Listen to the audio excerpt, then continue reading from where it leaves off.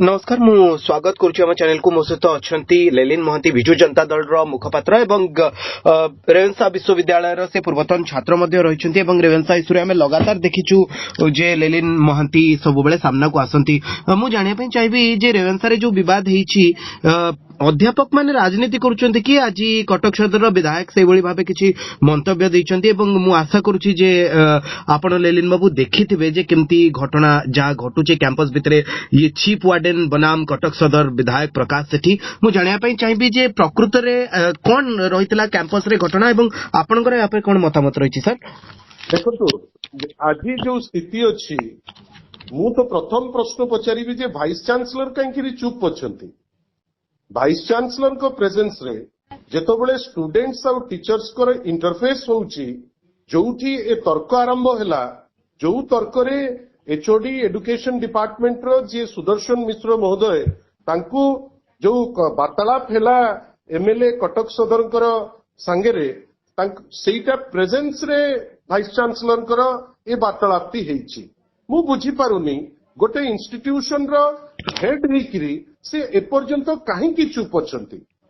माननीय vice chancellor किछि माने तांकर किछि गोटे व्यक्तिगत चिंता अछि कि सी कहीं चुप होइकरी बसचंती कहूनांती जोटा सत्य तांको प्रेजेंस रे जेतु हेइची कोन हेइची काहे की हेइची हमर उद्यम होबा दरकार। बीसी असहाय बोली आज कहिसंती आपण जदी देखिबे गणमाध्यम रे चालुची विधायक जदी वाइस चांसलर असहाय से ताले रिजाइन कर दियंतु जने एकेडमिक मु आशा करिबी स्वाभिमानी हेइतिबे आपण जाइकरी सेठी बसिबे आउ तार कोनोसी बाट काढिबा को उद्यम करिवे नाही। असहाय कहिले कोन आपण से सीट रे काहे बसचंती जदी सब बेले असहाय जाउचंती आउ आपण गोटे बड़ जिंस देखंतु नहीं ये मतटी विधायकंकर विधायक कहउचंती जे बीसी असहाय अध्यापक माने राजनीति करूचंती राजनीति करिवार अछि सी सेटा कहिदेले खाली होएनी एठी दी पक्ष देखिबा को पड़िबो। गोटे पटे छात्र मानकर किछि डिमांड अछि सेही डिमांड नहीं करी तांकर विभिन्न समय रे से माने डेमोन्स्ट्रेशन रे अछंती से डेमोन्स्ट्रेशन को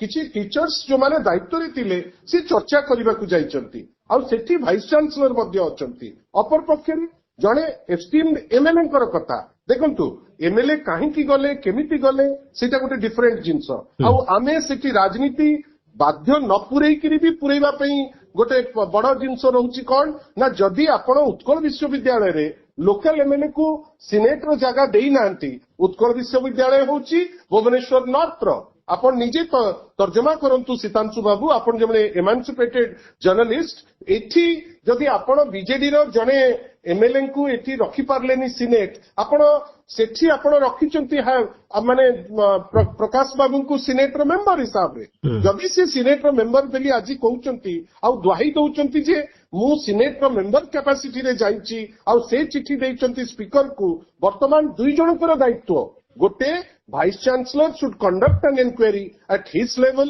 अन्य पक्षे ओडिशा लेजिस्लेटिव असेंबली रो जणे इलेक्टेड लेजिस्लेटर जेतबेले माननीय असेंबली रो जे स्पीकर तांकू लेखि देइचंती सी सेटा तर्जमा करंतु किंतु नहीं आपण श्रीजुक्त लेलिन माती आपण को एकता लागुची कि जे छात्र संसद निर्वाचन पूर्वरु रेवेन्सा रे ईस्ट हॉस्टल रो जो घटना को नै छात्र माने धारणा रे बसिले तार सुजोग नै कि कटक सदर रो विधायक कैंपस भीतर रो वातावरण को टिके अफेक्ट करबा को चाहउचंती कि छात्र राजनीति पूर्वरु बा छात्र निर्वाचन पूर्वरु याकू आपण भाबुचंती कि जे माहौल टे को टिके गोलिया कले विधायक सेमती किछि लागुनी ना काहे कि ना कटक सदर रो माननीय विधायकंकर रेवेन्सा भितरे सेमती किछि विशेष दखल नाही माने से जगह से चेष्टा कले भी जो जो जो ग्रुप टी जे रेवेन्सा रो किंबा रेवेन्सा रो हॉस्टल रो किंबा रेवेन्सा रो एकेडमिक वातावरण रो जो माने काम करूचंती सेटा गोटे डिफरेंट अफेयर।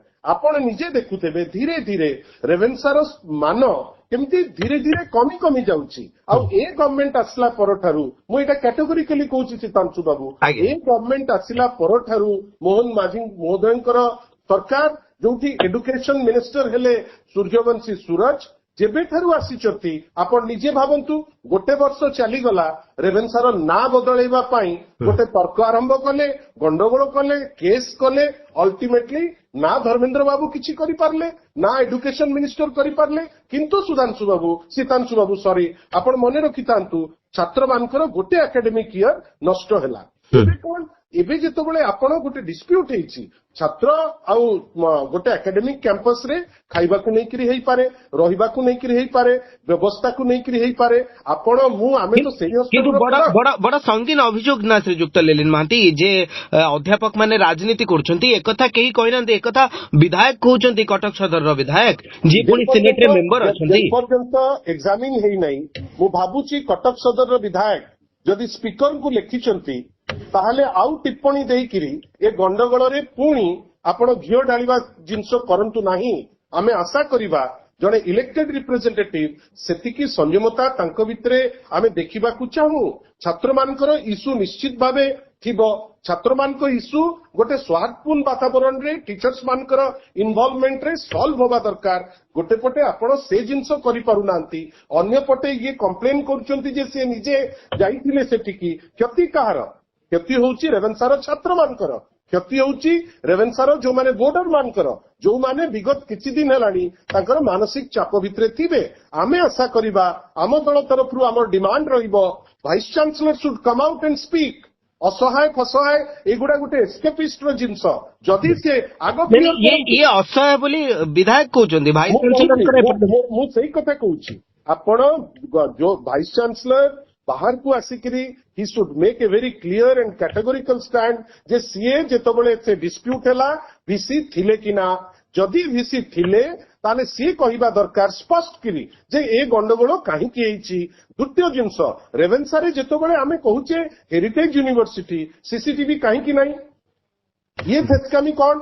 ସବୁଦିନ କଣ ରେଭେନ୍ସା ୟୁନିଭର୍ସିଟିକୁ ତୁମେ ଗୋଟେ ଗୋଟେ ଗୋଟେ କଣ ଗୋଟେ ଡଷ୍ଟବିନ୍ ଭଳିଆ ବିହେଭ କରିବା ପାଇଁ ଯାଉଛେ? ଆପଣଙ୍କର ମନେ ଥିବ ଶ୍ରୀଯୁକ୍ତ ଲେଲିନ ମହାନ୍ତି, ଯେତେବେଳେ ସୌମ୍ୟଶ୍ରୀ ବିସିଙ୍କର ଘଟଣା ସାମ୍ନାକୁ ଆସିଲା, ହଠାତ୍ କ୍ୟାମ୍ପସ ଭିତରେ ଗୋଟେ ଅଘୋଷିତ ନିୟମ ଜାରି ହେଇଥିଲା। ସେ ବିଷୟରେ ବି ଆପଣଙ୍କର ମନେ ଥିବ ଯେ ଲଗାତାର ଭାବେ ସେମାନେ ଯେତେବେଳେ ଏବେ ତ ସୌମ୍ୟଶ୍ରୀ ଆମ ଘରରେ ନାହାନ୍ତି, କିନ୍ତୁ ସେ ସମୟରେ ହଠାତ୍ ଗୋଟେ ଫାତୁଆ ଜାରି କରିଦେଲେ 5ଟା ପରେ ଆଉ କେହି ବାହାରକୁ ଆସିପାରିବେନି କି କେହି ବାହାରୁ ଭିତରକୁ ଯାଇପାରିବେ ନାହିଁ। ଗୋଟେ ଏମିତି ଆବଦ୍ଧ କରିକିରି ଛାତ୍ରମାନଙ୍କୁ ଛାତ୍ରୀମାନଙ୍କୁ ଆପଣ ୟୁନିଭର୍ସିଟିରେ ଆକାଡେମିକ ଏନଭାଇରନମେଣ୍ଟ ଆଣିପାରିବେ ନାହିଁ। ଇଟ୍ ହାଜ୍ ଟୁ କମ୍ ଟୁ ଆନ୍ ଏଣ୍ଡ। ଆପଣ ବସିକିରି ୟାର ସମାଧାନ କରିବେ। ଆଉ ୟାର ପ୍ରମୁଖ ଭୂମିକା ଭିସିଙ୍କର। ଭିସି ନିଜକୁ ଜଣେ ପଲିଟିକାଲ ଲୋକ ହିସାବରେ ନେବେ ଯଦି ଆମେ ଦୁଃଖୀ ହବୁ। ଆଶା କରିବୁ ଜଣେ ଆକାଡେମିକରେ ଯିଏ ସିଦ୍ଧହସ୍ତ, ଯଦି ସିଏ ସେ ଜାଗାରେ ତାଙ୍କର ଯୋଗ୍ୟତାରେ ଯାଇଛନ୍ତି, ଆମେ ଆଶା କରିବା ହି ସୁଡ୍ କମ୍ ଆଉଟ୍ କ୍ଲିନ୍। କ୍ୟାଟେଗୋରିକାଲି କୁହନ୍ତୁ ଯେ ସେଦିନ କଣ ଘଟଣା ଘଟିଲା। ଯଦି ସିଏ ଭାବୁଛନ୍ତି ଯେ ଛାତ୍ର ଆଉ ଶିକ୍ଷକଙ୍କ ଭିତରେ ଗୋଟେ ବାଟ ବାହାରିବ, ଯେତେ ଶୀଘ୍ର ପାରିବେ ତାକୁ ବାହାର କରିବା ଦରକାର। ସ୍ପିକର ମହୋଦୟ ମଧ୍ୟ ଯୋଉ ଆଲିଗେସନ ଅଛି ଅନରେବଲ ଏମଏଲଏଙ୍କର, ସେ ଆଲିଗେସନକୁ ତର୍ଜମା କରିବା ଦରକାର। କିନ୍ତୁ ଗୋଟେ ଏମଏଲଏଙ୍କର ଯାହା ବି ଉଦ୍ଦେଶ୍ୟ ଥାଉ, ଏଇ ଗୋଟେ ତ କ୍ଲିୟର ଯେ ରାଜ୍ୟ ସରକାର ବିଭିନ୍ନ ଆକାଡେମିକ କ୍ୟାମ୍ପସକୁ ରାଜନୀତିକରଣ କରିବା ପାଇଁ ସିଏ ତାର ଉଦ୍ୟମ କରୁଛି। ଯେମିତି ଦେଶ ସାରା ତାଙ୍କର ବିଭିନ୍ନ କଲେଜ କ୍ୟାମ୍ପସକୁ ରାଜନୀତିକରଣ ଆଗରୁ କରୁଥିଲେ, ଏବେ କିନ୍ତୁ ଲୋକେ ତାଙ୍କର ଅସଲ ସ୍ୱରୂପ ଜାଣିଲେଣି, ଦୂରେଇଲେଣି। ସେମାନେ ଭାରି ସଂକୋଚ ବୋଧ କରିକିରି ବିଭିନ୍ନ କ୍ୟାମ୍ପସକୁ ପଶୁଛନ୍ତି। ମୁଁ ବୁଝିପାରୁନି ଗୋଟେ ଷ୍ଟୁଡେଣ୍ଟ ଆଉ ଟିଚର୍ସଙ୍କର ଡିସ୍ପ୍ୟୁଟ ଭିତରେ ଜଣେ ବିଧାୟକଙ୍କର ସେଠି ପ୍ରେଜେନ୍ସ କଣ ପାଇଁ ଆବଶ୍ୟକତା ପଡିଲା? କାହିଁ ଏମିତି ଆବଶ୍ୟକତା ପଡିଲା ଯେ ଜଣେ ଏମଏଲଏ ଯାହାଙ୍କର କାମ ବିଧେୟ କରିବା, ଯଦି ବି ଗଲେ ସେଠିକି, କାହିଁକି ଉଚ୍ଚବାଚ ଯେ କଥା ଗଲା, ଅଭଦ୍ରଚିତ ବ୍ୟବହାର ଯେ ଯାହା କମ୍ପ୍ଲେନ କରୁଛନ୍ତି ସୁଦର୍ଶନ ବାବୁ, ସେଇଟାକୁ କାହିଁକି ଗଲା? ଆଉ ଯଦି ସୁଦର୍ଶନ ବାବୁ ଯୋଉଟା କମ୍ପ୍ଲେନ କରୁଛନ୍ତି ଏମଏଲଏ ମହୋଦୟ ଯେ ସିଏ ତାଙ୍କୁ ବ୍ୟବହାର ଖରାପ କରିଛନ୍ତି, ଦୁଇଟି ଜିନିଷ ସୀତାଂଶୁ ବାବୁ, ଯଦି ୟାଙ୍କ ପାଖରେ ସିସିଟିଭି ଥାନ୍ତା ସବୁ ସତ ବାହାରକୁ ଆସିଥାନ୍ତା। ଯେହେତୁ ସିସିଟିଭି ନାହିଁ, ଭିସିଙ୍କ ପ୍ରେଜେନ୍ସରେ ହେଇଛି, ମୋ ଦୃଷ୍ଟିକୋଣରେ VC should come out clean। ସେ ନିଜେ ୟାକୁ ସମାଧାନ କରିବା ଦରକାର। ଆଉ ଯଦି କରିପାରୁନାହାନ୍ତି ଶାସନ ମାନେ, ସେ ସେଇ ପଦଟିକୁ ଛାଡି ଚାଲିଯିବା ଦରକାର। ଆଉ ଯିଏ ଦୋଷୀ, ଯଦି ଛାତ୍ର ଦୋଷୀ, ଆପଣ ତାଙ୍କୁ ଯଦି ଦୋଷୀ, କାହିଁକିନା ଅନେକ ସମୟରେ ଆମେ ବି ଯେତେବେଳେ ଛାତ୍ର ଥିଲୁ, ଆମର ବହୁତ ଗୁଡେ ୱାଣ୍ଟ ଥିଲା। ସେଠି ଖାଇବାରେ ଯଦି ଅସୁବିଧା ହଉଥିଲା, ଏଠି ତ ଛାତ୍ରଙ୍କ ଇସ୍ୟୁ ନାହିଁ, ଏଥିରେ ସିଧାସଳଖ ଚିଫ୍ ୱାର୍ଡେନ ବନାମ କଟକ ସଦରର ବିଧାୟକଙ୍କ ଭିତରେ ଇଏ ଯାହା ସାମ୍ନାକୁ ଆସୁଛି। କିନ୍ତୁ ଇସ୍ୟୁଟି ସିଏ ଗୋଟେ ଆଳ ନେଉଛନ୍ତି ଏମଏଲଏ ଯେ ମୁଁ ଯାଇଥିଲି ଛାତ୍ରଙ୍କର ସମସ୍ୟା ସମାଧାନ କରିବା ପାଇଁ। ଅପରପକ୍ଷରେ ସୁଦର୍ଶନ ବାବୁ କହୁଛନ୍ତି ଯେ ଆମେ ଟିଚର୍ସ ମାନେ କଥା ହଉଥିଲୁ, ভিসি ଥିଲେ ଆମେ ଗୋଟେ ସମାଧାନ ଦିଗରେ ଅଲମୋଷ୍ଟ ପହଞ୍ଚି ଯାଇଥିଲୁ। କିଏ ସତ କହୁଛି ଆମେ ଜାଣିନେ। ଦି ଜଣ ଯାକ ସାମ୍ବିଧାନିକ ଅଧିକାରୀଙ୍କୁ ଲେଖିକିରି ଚିଠି ଦେଇଛନ୍ତି।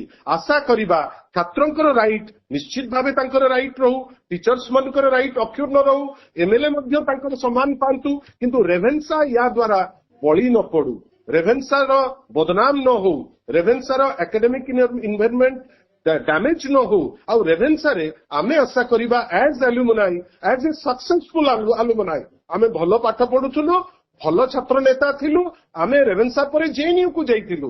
ଆଶା କରିବା ଛାତ୍ରମାନେ ବି ଆମ୍ବିସିୟସ୍ ହେଇକିରି ତାଙ୍କ ନିଜ କାମ ନିଜେ କରିବେ, ଧନ୍ୟବାଦ। ଟିଚର୍ସ ମାନେ ରାଜନୀତି ନ କରିବେ ବୋଲି ମୁଁ ଆଶା କରୁଛି। କିନ୍ତୁ ଧନ୍ୟବାଦ। ଏବେ ଆମେ ଦେଖୁଛୁ, ଖାଲି ଗୋଟେ ମିନିଟ୍, ଆଜ୍ଞା। ଆମେ ଦେଖୁଛୁ ସେଠି ଜଣେ ରେଜିଷ୍ଟ୍ରାର ମଧ୍ୟ ଅଛନ୍ତି, ଜଣେ ଅପରିପକ୍ୱ ଅପାରଗ ଜଣେ ରେଜିଷ୍ଟ୍ରାର ଯେ ନୁଚି ଛୁପି ଯେତେ ଭିସି ଆସୁଛନ୍ତି ତାଙ୍କୁ ମିସଗାଇଡ୍ କରୁଛନ୍ତି।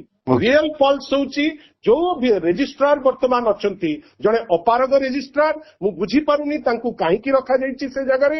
ସେ ରେଜିଷ୍ଟ୍ରାରଙ୍କର ଦାୟିତ୍ୱ ଯେ ସିଏ ଏସବୁ ଜିନିଷର ଫାସିଲିଟେଟର ହବା ଦରକାର। କାହିଁ ରେଜିଷ୍ଟ୍ରାର କାହିଁ ଚୁପ୍ ଅଛନ୍ତି, କଣ୍ଟ୍ରୋଲର କାହିଁ ଚୁପ୍ ଅଛନ୍ତି, ଅନ୍ୟାନ୍ୟ ଏକାଡେମିକ ର ଡିନ୍ କାହିଁକି ଚୁପ୍ ଅଛନ୍ତି, ହଠାତ୍ କିନି ଭିସି କାହିଁ ପିକ୍ଚରରେ ଆସୁଛନ୍ତି।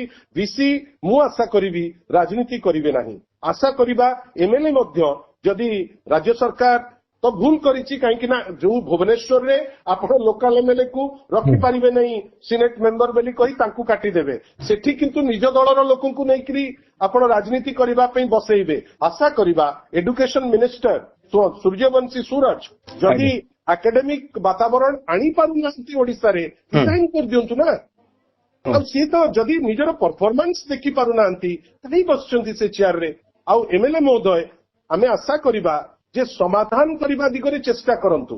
ଆଉ ଅସହାୟ ଫସହାୟ କହିକିରି ତମେ ଜଣେ ଭିସି କୁ ସାଇଡଲାଇନ କରିବ, ଟିଚର୍ସ ମାନଙ୍କ ଆଡକୁ ଦୋଷ ଦବ। ମୁଁ କିନ୍ତୁ ଗୋଟିଏ ଜିନିଷ ସ୍ପଷ୍ଟ କରି ଆପଣଙ୍କର ଚ୍ୟାନେଲରେ କହି ରଖିବାକୁ ଚାହେଁ, ଯଦି କିଛି ସ୍ପଷ୍ଟତା ଆସିବ କେବଳ ଭିସି ଆଣିପାରିବେ ସ୍ପଷ୍ଟ ମାନେ ତଥ୍ୟ, କାହିଁକି ନା ଯାହା ଖବର କହୁଛି ସିଏ ସେଠି ଥିଲେ, ଯଦି ନଥିଲେ ସିଏ ସେଇ କ୍ଲାରିଟିର ସହ କହିଦିଅନ୍ତୁ। ଆପଣ କଣ ଏଇ ଘଟଣାକୁ କେନ୍ଦ୍ର କରି ଆପଣ ଯିଏ ମନ୍ତ୍ରୀ ରହିଛନ୍ତି ତାଙ୍କର ଇସ୍ତଫା ପାଇଁ ଦାବି କରିବେ ଶ୍ରୀଯୁକ୍ତ ମୁଁ ଲେଲିନ ତ ମହାନ୍ତି? ଦେଖିଲିଣି ଯେ ଓଡିଶାରେ ବିଭିନ୍ନ କଲେଜରେ ପ୍ରତ୍ୟେକ ସମୟରେ ଆପଣ ସୌମ୍ୟଶ୍ରୀଙ୍କର କଥା ଉଠେଇଲେ, ସୌମ୍ୟଶ୍ରୀଙ୍କର ଡେଥ୍ କାହିଁକି ହେଲା ସେ ସମସ୍ତଙ୍କୁ ଲେଖିକିରି ଦେଲେ କଲେଜରେ, ସେ ସମସ୍ତଙ୍କୁ ଦେଲେ, ସେ ନିଜେ ଏବିଭିପି ର ଛାତ୍ରୀ ଥିଲେ, ସେ ସମସ୍ତଙ୍କୁ ଦେଲେ ଲେଖିକିରି ଦେଲେ ଇଲେକ୍ଟେଡ ରିପ୍ରେଜେଣ୍ଟେଟିଭ୍ସ କୁ, କେହି ଶୁଣିଲେଣି। ସମସ୍ତେ ଚୁପଚାପ ରହିଲେ, ଯିଏ ଯାହା ବାଟରେ ରହିଲେ, ସେ ବାଟ ନ ପାଇ ଗୋଟେ ନିଷ୍ପତ୍ତି ନେଇଥିଲେ। ଏଠି ମଧ୍ୟ 3-4 ଦିନ ହେଲାଣି ରେଭେନ୍ସାକୁ ନେଇ ସାରା ଦେଶରେ ଗୋଟେ ଆମେ ହଟହଟା ହଉଛୁ। ଏଇଟା ଭଲ ନୁହେଁ, ନା ତ ଓଡିଶା ପାଇଁ, ନା ରେଭେନ୍ସା ମାନେ ୟୁନିଭର୍ସିଟି ପାଇଁ, ନା ରେଭେନ୍ସାରେ ପଢୁଥିବା ଆଉ ଯୋଉମାନେ ପଢିଛନ୍ତି, ଯୋଉମାନେ ବିଶ୍ୱ ଦରବାରରେ ବିଭିନ୍ନ ଜାଗାରେ ଅଛନ୍ତି, ଆମେ ସମସ୍ତେ ୟାକୁ ନେଇକିରି ଲଜ୍ଜିତ ହଉଛୁ। VC should come out clean. VC ଚୁପ୍ ହେଇକିରି ବସି ମୌନବ୍ରତ କରିଲେ ଭଲ ହବ ନାହିଁ ଅନୁଷ୍ଠାନ ପାଇଁ। ଆଜ୍ଞା ଧନ୍ୟବାଦ ଶ୍ରୀଯୁକ୍ତ ଲେଲିନ ମହାନ୍ତି, ଆପଣ ଆମ ସହିତ ରହିଲେ ଏବଂ ଚର୍ଚ୍ଚା କଲେ। ଧନ୍ୟବାଦ।